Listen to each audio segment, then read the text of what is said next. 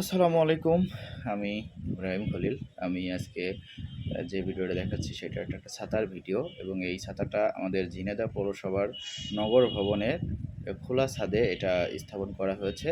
আপনারা যারা নিজেদের শখের বাড়িতে ছাদের উপরে বসার জন্য স্থান আ তৈরি করেন, তো সেটা তো অনেক সময় আ রোদ থেকে বা বৃষ্টি থেকে বাঁচার জন্য বিভিন্ন রকম পদ্ধতি অবলম্বন করেন, যা সেগুলো টেকসই হয় না। তাদের জন্য আমার এই ভিডিওটা। এই ভিডিওটাতে যে ছাতাটা দেখছেন এটা সম্পূর্ণই এসএস দিয়ে তৈরি। যার কারণে আপনার এখানে আপনি বসে থাকতে পারবেন। ঝড়েও সমস্যা হবে না, বাতাসেও সমস্যা হবে না, বৃষ্টিতেও সমস্যা হবে না। আপনি নিচেই আরামসে বসে থাকতে পারবেন কোনো রকম সমস্যা ছাড়াই এবং এটা দীর্ঘকাল আপনাকে এটা সার্ভিস দিবে। তো এখানে কোনো রকম কাপড় ব্যবহার করা হয়নি, পুরোটাই এসএস। তো এটার তৈরির যে সিস্টেম সেটা হচ্ছে আপনার যে ছাদ আছে সেই ছাদের যে মাঝ বরাবর যেখানে কলাম থাকবে ওইখানে এই ছাতার যে মূল খুঁটি এই পাইপটা দিয়ে ওই কলামটা শর্ট করে ঢালাই করে নেবেন, যে 2 ফুট হাইট উঁচু করলে 2 ফুট, 3 ফুট হাইট 3 ফুটে উঁচু করে নিয়ে ঢালাই দিবেন।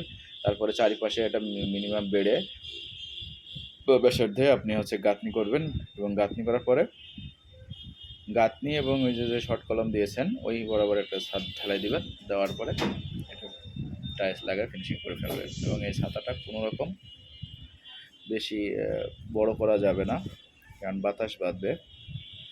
এটা 4-5 জন ইজিভাবে বসা যায়, কোনো সমস্যা হয় না। আর যদি বেশি বড় করতে চান সেক্ষেত্রে আপনার হাইটটা নিচ করতে হবে, কারণ সবসময় নিরাপদ থাকাই বেটার।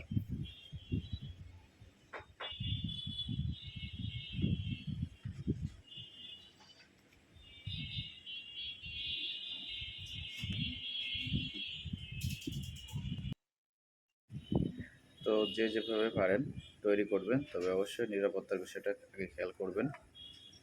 আর এসএস ছাড়া অন্য কোনো কিছু দিয়ে করতে চাবেন না, যেটা আপনার ঝড়ে বা অন্য কিছুতে ক্ষতিগ্রস্ত হয়। তো এটাতে পরিষ্কার করাও সহজ এবং এটার ফিক্সড, নড়াচড়ার সুযোগ নাই। ভালো থাকবেন। আর যদি কারো দেখতে মন চায় ঝিনাইদহ পৌরসভার নগর ভবনে আসবেন, এসে উপরে যে দেখবেন 3 তলায় যে দেখবেন এটা আছে। আসসালামু আলাইকুম।